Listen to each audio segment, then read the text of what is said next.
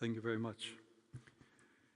Mr. President, distinguished authorities, members of the diplomatic corps, ladies and gentlemen, thank you very much for your kind welcome.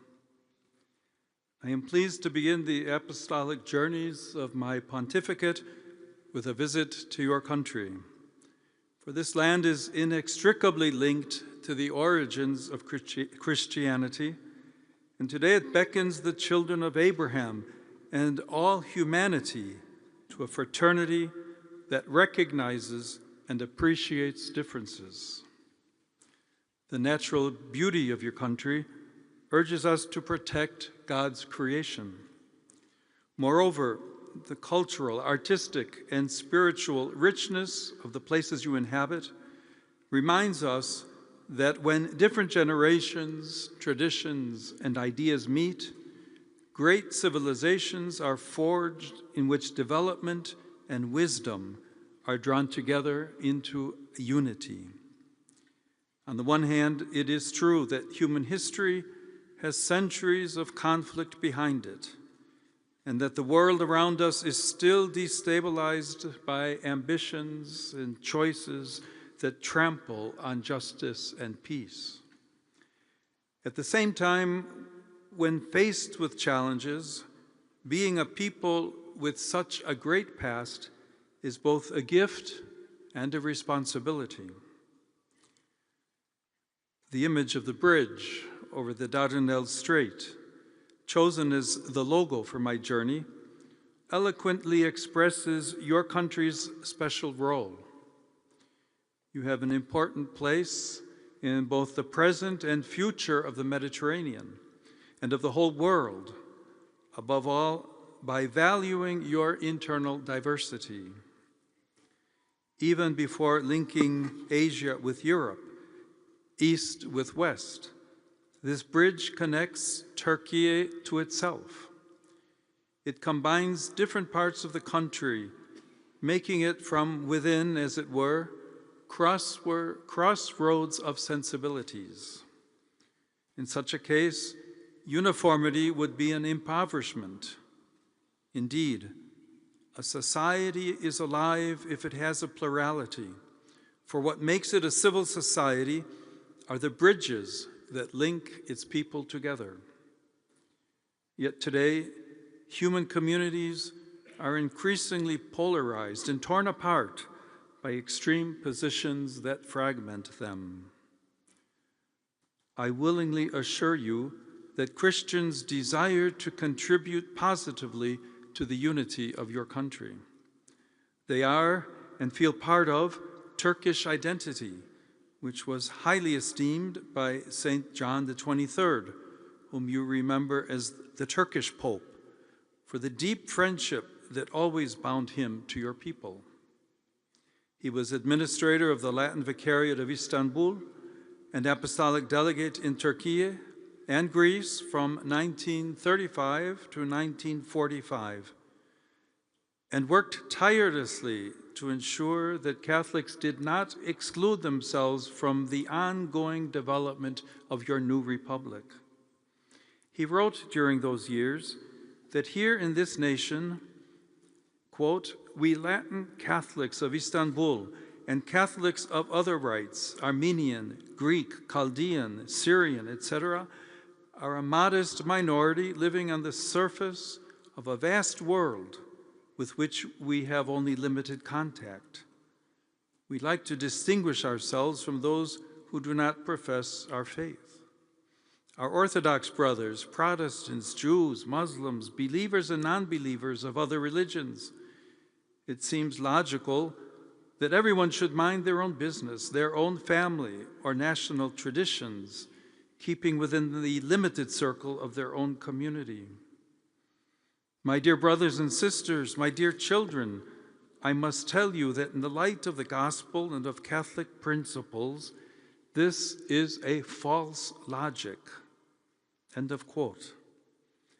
Since then, great strides have undoubtedly been made within the Church and in your society, yet those words still resonate strongly in our day. and continue to inspire a more evangelical and genuine way of thinking, which Pope Francis called the culture of encounter. Indeed, from the very heart of the Mediterranean, my venerable predecessor opposed the globalization of indifference by inviting us to feel the pain of others and to listen to the cry of the poor and of the earth. He thus encouraged us to compassionate action, which is a reflection of the one God who is merciful and compassionate, slow to anger and abounding in steadfast love. The image of your great bridge is also helpful in this sense, for God, in revealing himself, established a bridge between heaven and earth. He did so in order that our hearts might change, becoming like his. It is a vast suspension bridge, almost defying the laws of physics.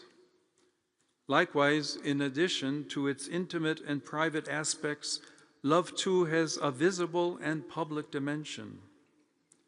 Furthermore, justice and mercy challenge the mentality of might is right and dare to ask that compassion and solidarity be considered as the authentic criteria for development.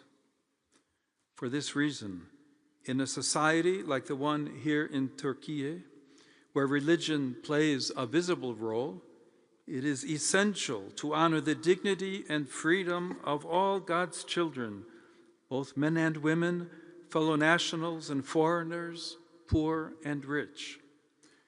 We are all children of God, and this has personal, social, and political implications. Those with hearts docile to the will of God always promote the common good and respect for all. Today, this is a great challenge, which must reshape local policies and international relations, especially in the face of technological developments that could otherwise exacerbate injustice instead of helping to overcome it. Even artificial intelligence simply reproduces our own preferences and accelerates processes that on closer inspection are not the work of machines, but of humanity itself. Let us work together, therefore, to change the trajectory of development and repair the damage already done to the unity of our human family. Ladies and gentlemen, I just mentioned the human family. This metaphor invites us to establish a connection, once again, a bridge between our common destiny and the experiences of each individual. Indeed, for each one of us, the family was the first nucleus of social life, in which we learned that without the other, there is no I. More so than in other countries, the family retains great importance in Turkish culture, and there is no shortage of initiatives to support its centrality. Indeed, attitudes essential for civil coexistence, plus the initial and fundamental sensitivity to the common good, mature precisely within the family. Of course, every family can also close in on itself, cultivate hostility, or prevent some of its members from expressing themselves to the point of hindering the development of their talents. Nevertheless, people do not obtain greater opportunities or happiness from an individualistic culture, nor by showing contempt for marriage or shunning openness to life. Moreover, consumerist economies are deceptive and that loneliness becomes a business. We should respond to this with a culture that appreciates affection and personal connection. For it is only together that we can become our authentic selves. Only through love does our inner life become profound and our identity strong.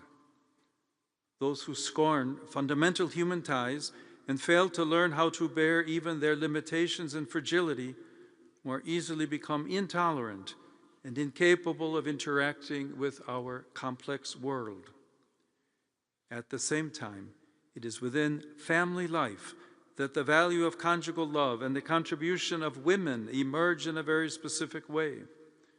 Women in particular, through their studies and active participation in professional, cultural, and political life, are increasingly placing themselves at the service of your community and its positive influence on the international scene. We must greatly value, then, the important initiatives in this regard, which support the family and the contribution that women make toward the full flowering of social life. Mr. President, may Turkey be a source of stability and rapprochement between peoples, in service of a just and lasting peace.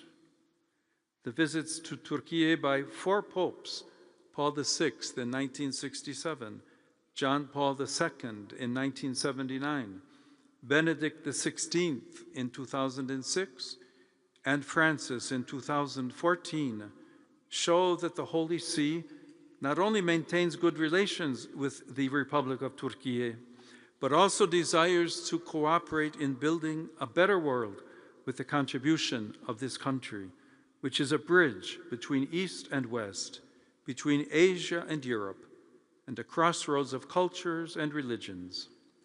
The particular occasion of my own visit, the 1700th anniversary of the Council of Nicaea, speaks to us of encounter and dialogue, as does the fact that the first 8 ecumenical councils were held in the lands of present-day Turkey. Today, more than ever, we need people who will promote dialogue and practice it with firm will and patient resolve. In the aftermath of the tragedies of 2 world wars, which saw the building of large international organizations, we are now experiencing a phase marked by heightened level of conflict on the global level, fueled by prevailing strategies of economic and military power. This is enabling what Pope Francis called a third world war fought piecemeal. We must in no way give in to this. The future of humanity is at stake. The energies and resources absorbed by this destructive dynamic are being diverted from the real challenges that the human family should instead be facing together today, namely peace, the fight against hunger and poverty, health and education, and the protection of creation. The Holy See, with only its spiritual and moral strength, wishes to cooperate with all nations that have at heart the integral development of each and every person. Let us walk together then in truth and in friendship, humbly trusting in the help of God. Thank you.